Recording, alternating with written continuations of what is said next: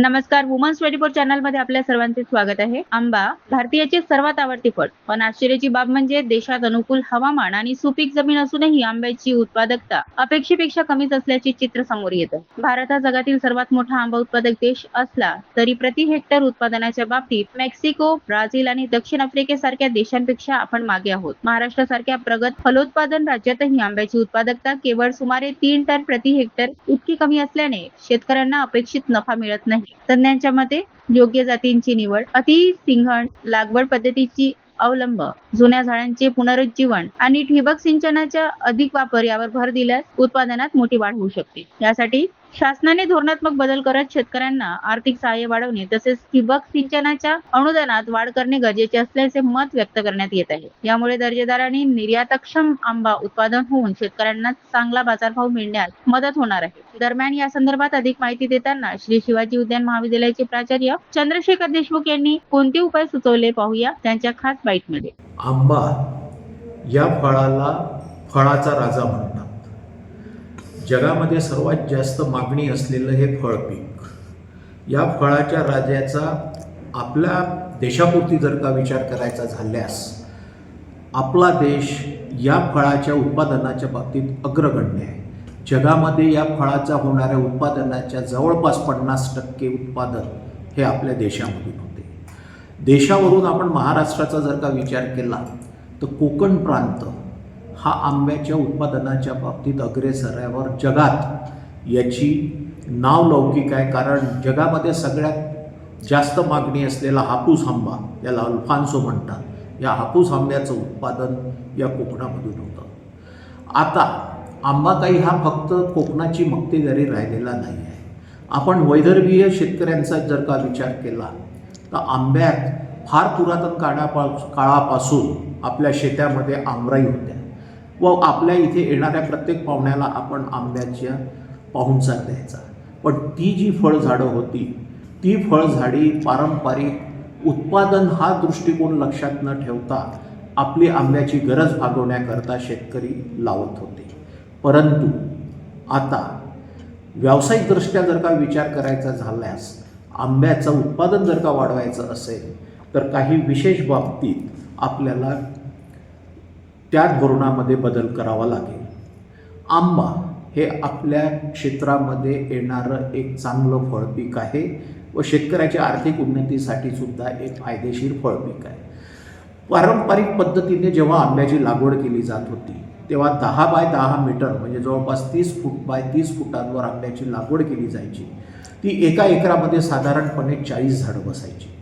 पण आता अतिघन आंबा लागवड, ज्याला अल्ट्रा हाय डेन्सिटी आंबा कल्टिवेशन असं म्हणतात, या अतिसघन आंबा लागवडीमध्ये तुम्ही एका एकरामध्ये जवळपास 500 ते 1000 झाडं बसवू शकता.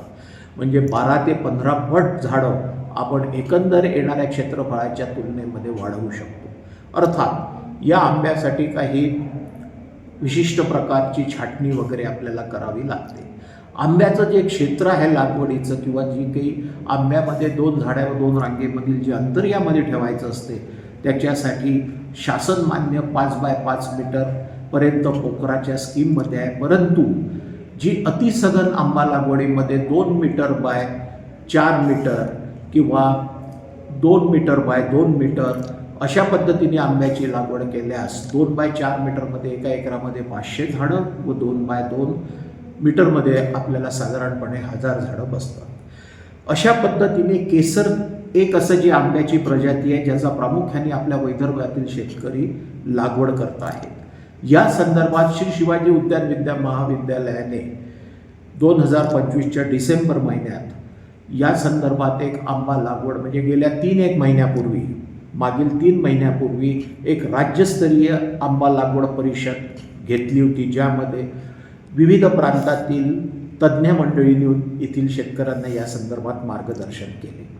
या संबंधित आपल्या इथे प्रक्षेत्रावर महाविद्यालयाच्या प्रक्षेत्रावर 2 बाय 4 मीटरनी केसर आंबा, दशेरी आंबा, आम्रपाली आंबा, रत्ना आंबा या आंब्याची लागवड इथे केलेली आहे व ते क्षेत्र आपण इथे महाविद्यालयामधून त्या संदर्भात माहिती घेऊ शकता. तसेच आर्टिफिशियल इंटेलिजन्स ज्याला आपण AI तंत्रज्ञान आंबा पिकामध्ये AI तंत्रज्ञानाद्वारे लागवड करण्याचं विदर्भामधील हे पहिला प्रयोग या महाविद्यालयाने केलेला आहे. मॅप माय क्रॉप नावाच्या कंपनीचं हे एक AI तंत्रज्ञान इथं बसवलेलं आहे. त्यामार्फत सुद्धा या एकंदर जमिनीची आंब्याच्या वाढीची सगळी तांत्रिक माहिती सॅटेलाईटद्वारे उपग्रहाद्वारे प्राप्त करून सुद्धा या आंब्याच्या लागवडीमध्ये इथे हे तंत्रज्ञान वापरलं आहे. शासनाने सुद्धा आता AIचं सबसिडी देऊन शेतकऱ्यांना या संदर्भात काहीही माहिती हवी असल्यास या महाविद्यालयामुळे ती प्राप्त होऊ शकेल. तर एक जर का आपण उत्पादनाच्या बाबतीत जर का बोलायचं झालं तर जेव्हा अतिसघन लागवडीमध्ये तुम्ही 500 ते 1000 झाडे 1 एकरामध्ये बसवू शकता, तर आंब्याचं सुद्धा उत्पादन आपण जर का म्हटलं तर जवळपास 10 ते 15 पटीने वाढवू शकते. कारण जे एक 3ऱ्या वर्षापासून आपल्याला उत्पादन मिळेल, 3ऱ्या वर्षापासून मिळणारं उत्पादन पुढे 30 ते 40 वर्ष आपण सतत घेऊ शकाल.